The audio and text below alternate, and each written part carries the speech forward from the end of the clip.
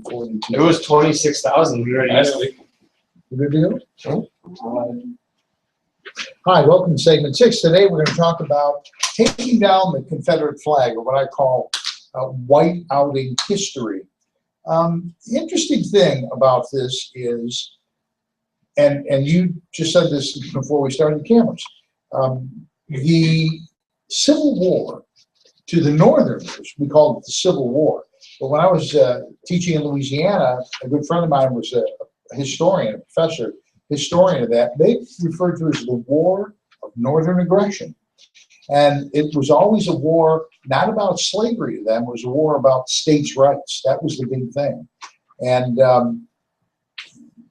it's been subverted. I mean, people have twisted into things.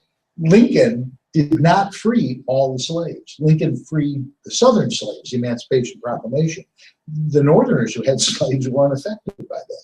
So it really wasn't about slavery, but they've turned it into meaning that. I think everybody sitting around this table pretty much is a states' rights person. Is that fair to say? Yeah. I think we all, yeah. So that's really what it was about. Yeah, Brian just said it a moment ago, you know, that if we haven't learned from that history of respecting states' rights, and that's why the 10th Amendment was added, and it's a big issue, especially in the South, in Texas. I mean, Texas, they're huge on the 10th Amendment.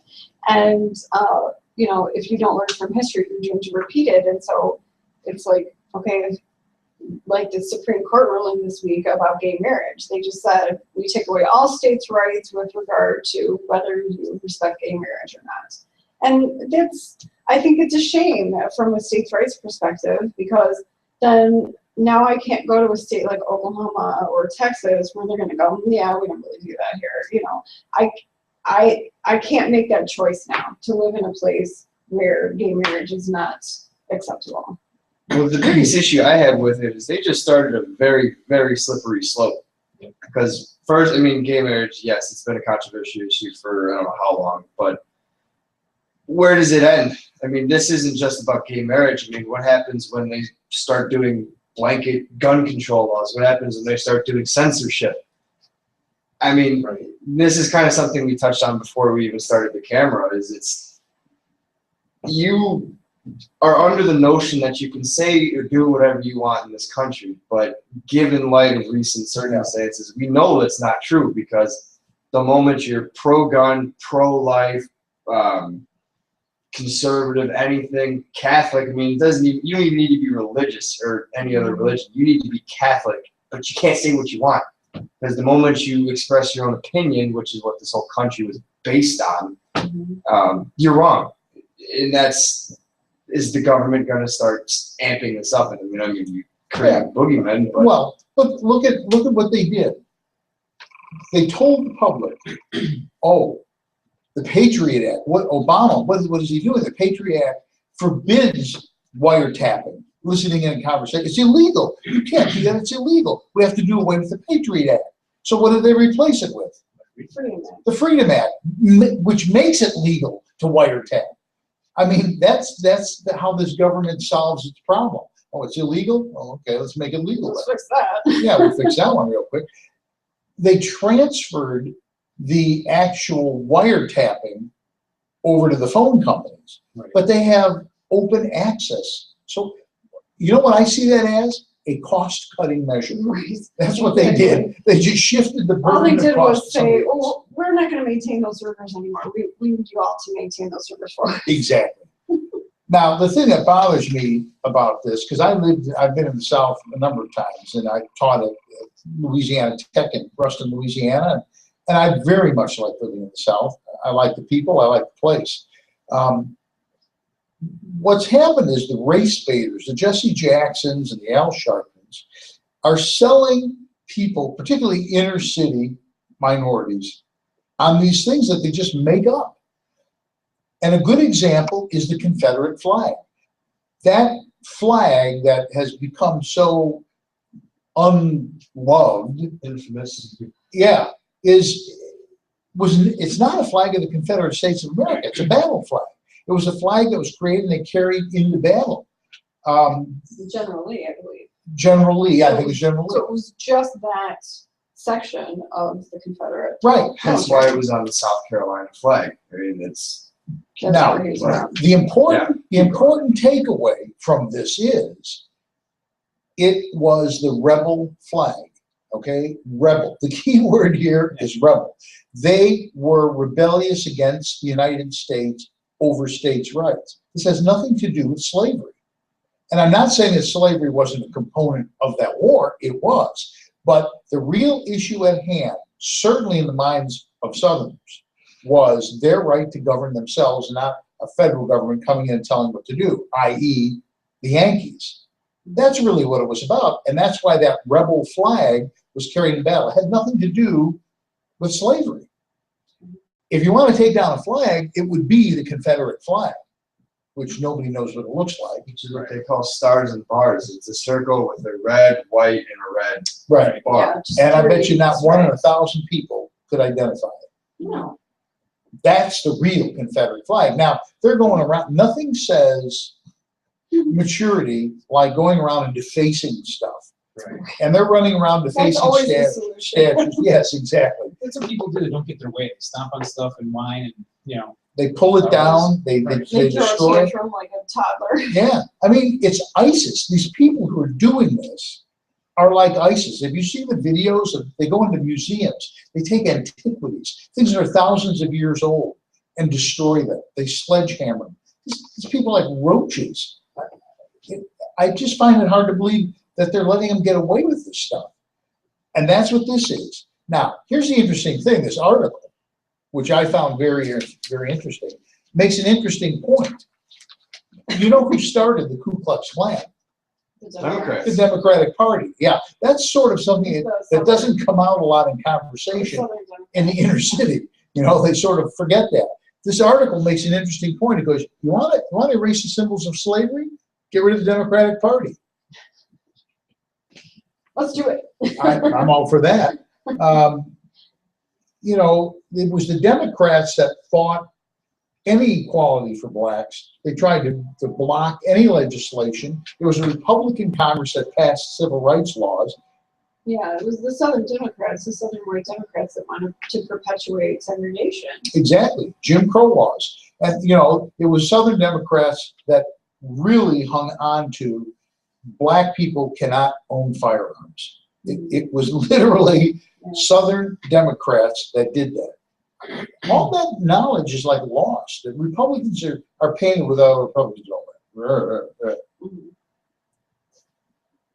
Yeah. We had the bill passed. The interesting thing is there have been a couple of very well-known black celebrities who've come out and said, listen, you know, all the black people that I grew up with in the South have guns and we don't kill each other. So, you know, clearly the problem is not black people owning guns, you know, and they've pointed that out, you know, very, very famous people. And it's so true. It's like, okay, it's clearly not that issue. It's not the ownership of guns. It's, you know, it's the welfare system. It's societal problems that happen in urban areas. It is. And what makes this so ludicrous is it's always the fault of Republicans. It's Republicans are responsible for all of it. Yet you look at the worst cities in this country, like Detroit or Baltimore and New Jersey, Ferguson and New Jersey. Newark. Look at Newark. Look at any of those cities. They have, for as long as anybody can remember, been under Democratic leadership. More often than not, black Democratic leadership. Detroit, there's hardly a white face in the entire city. And they're going, it's racism. How precisely can that be racism? Yeah, how could we have managed that exactly? I did a project in school. I think I told you guys this a little while ago. It was on the state of Texas. And after doing some digging and research, if Texas was its own country, it would have the 18th largest economy in the world. Is that right? Yeah. So if you want to see the true test of economic success, and I mean, I don't care what you say. I think Texas is the leader in terms of individual and states' rights. I mean, Texas, you can pretty much do whatever you want, with the exception of a few things. But I've always liked that. They only just got open carry. Right. Yeah. That's what I was thinking of too. Yeah, that's why I said that. But There's actually a lot of other states have had it for a long time. if you want to be able to compare who's really battling for who, you just got to look at the countries where the leadership is the states where there's a majority leadership. Sure. States that are in the green are, for the most part, conservative and Republican states. And then you go look at Michigan, Detroit, it's the same place. You go look at Michigan, Baltimore. They're all broke. They have no money. People are leaving faster than. You know, we've talked to my mind is blanked. Reverend Dr. Eric. We talked to Eric Wallace, a really, really great guy. We've talked to Paul McKinley, who actually did hard time. He was a felon and now is a hardcore Republican. And, you know, when you talk to them, there's no simple answer to this stuff. It's really, really complex stuff. But the one thing that's very, very clear is these guys are race bait, not them, but the Jesse Jacksons and those people are race baiters. They're intentionally doing this. How much money did George Soros pour into? Was it $3 million? Yeah, I don't remember how much. I think it was $3 million that George Soros It was a lot. put into paying people to go to Ferguson, paying people to go to Baltimore, specifically to agitate, To perpetuate the rioting. perpetuate the riots. That's right, and to get people of color to do things that they probably knew better to begin with, just because they were there and they're egging them on. Mm-hmm.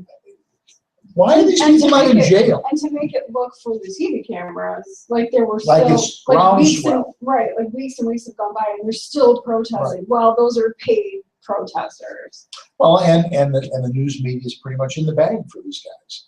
You know, they set it up. They do. You know, you look at Chuck's gun shop. When you see clips of that, you think there's 500 protesters out there. You know, and we know John. They do tight shots. Right. Yeah, we know what it Same is. thing. They're lining that shot up so it looks that way. Picture in the small picture. Exactly. Yeah. Different. I don't know if there's an end to any of this, but here's the thing that of all of this, this is the greatest travesty. Right here. You ready for this? They're taking they're taking the rebel flag off of the Dukes of Hazzard car. The General Lee. The General Lee. That's They're right. doing it at Volvo also. I thought Volvo. Are they seriously? I thought they said no. I thought Volvo said no, and they weren't going to do that. They Oh. probably, I don't think Volvo would do it. Yeah. Well, they are in fact But- taking it off the real car. Warner Brothers has said they're not going to manufacture any more replicas of the General Lee with that on there. Why? The thing I want to know is, when did you become so spineless? When we got this president. It I think it was started happening before that Yeah. too, but It's been in the process. if whatever happened to that, if you don't like it, don't buy it. If you don't like it, don't go near it. We've seen cases where a single person has stopped an entire group simply because they didn't like it. You look at the appellate court here in Chicago ruled on Friedman versus Highland Park, the assault weapon ban. Yeah. No, they didn't rule on it. It was ruled in the lower court. It was appealed. It went to the appellate court, and everybody knew we were going to lose in the appellate court because it tends to be an anti-gun court. They have done some pro-gun stuff, but it tends to be an anti-gun court. So everyone knew that, feeling, okay, we're going to lose it. We'll move on to the Supreme Court. The thought was it would be, they'd take some point of law and convolute it, twist it, and make it fit what they want. But they came out and said the reason was, well, if banning assault weapons makes people feel safer, then that's okay. You can just do away with the Constitution of the United States because it makes somebody feel better. That's what's happening. Yeah. The point I made last week about guns, though, is gun ownership is second to freedom of speech in the Bill of Rights. If that was not meant to be a fundamental part of this country, it would not have been listed second to freedom of speech. You wouldn't have freedom of speech if it weren't for having the guns. But going back to what we were talking about, I just can't believe how spineless some people are being. And I think I was talking to you about this when we were out in Waterman. The Ivy Leagues have set up like comfort rooms in case you get triggered. These are supposed to be the elites that are going to be running the country. You gotta be kidding me. I'm getting a little fired up here, but we're raising a bunch of entitled spineless, Minis. You're right. yeah, who think that the world should be handed to them in a little golden Tiffany's bag, but The term collateral damage did not exist in World War II. The whole object of World War II was to beat the living snot out of every person in that city until they finally said, that's enough, we're done, we quit, which is literally what happened. We bombed the snot out of Dresden, firebombed it. We dropped 2 nuclear bombs in Japan, and finally the people of Japan just goes, we give up. That's collateral damage. You actually have to get, if you see somebody with a weapon that they're going to use against an American GI, soldier, Marine, whatever it is, right? You can't just hit the guy. You have to call in and talk to the judge advocate, the lawyer's office, and say, I got a guy down here, and he looks, he's carrying an AK-47 or whatever, and they've got him on camera. Everybody's wearing cameras. Do I have the okay? That's not how you fight a war. You kill everything that moves. You kill them. You kill their families. You kill their dogs. You kill everything that moves until there's nothing left. Or they go, you win. This kind of thing drag on forever. We'll get our guys killed one at a time for forever, just like we did in Vietnam. And it's insanity. Why do we do that? This president is the worst. The one thing you can say about George Bush, not everybody liked everything he did. He had a say. He did. Right. I mean, basically, I know somebody that knew George Bush back from the baseball days, and when he with Houston, and John didn't really agree with George Bush's what he was doing in the Middle East. But what he said was this: anybody that thinks Dick Cheney was telling George W. Bush what to do is delusional. George W. Bush is an idealist. He says exactly what he's going to do. He believes what he's going to do, and he does what he says. And you can like it or not, he doesn't care. There's no finger in the wind with the guy.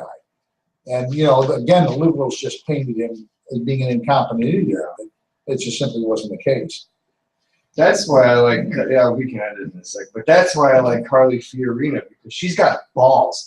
I mean, I don't mean to be so blunt, but she's the only person I have seen tip their hat in this ring that's willing to actually stand up, ask the questions that need to be asked, and do what needs to be done. I don't know where she stands in a lot of issues, but she's the only one willing to actually get up and do something. And that's what this country is missing. That's what we need. Well, it used to be very simple. World War II, for instance, they never had enough ammunition. They never had enough fire. It was always behind the power curve. And they just made do. You just figure out how to get the job done. Today, people fold. Because men were men. Nowadays, if you're a man, you're the outcast. Exactly. There's no such thing as men anymore. Yep.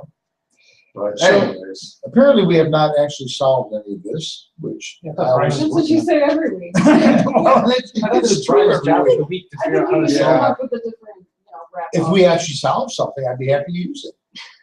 Okay, we solved hunger this week. We don't solve it. I don't think anyone expects you to solve anything, is what I'm trying to say. Do you think my expectations are too high? Yeah, I do. Oh. Next week, we're going to solve world poverty with more segment 6. Thanks for watching. There you go.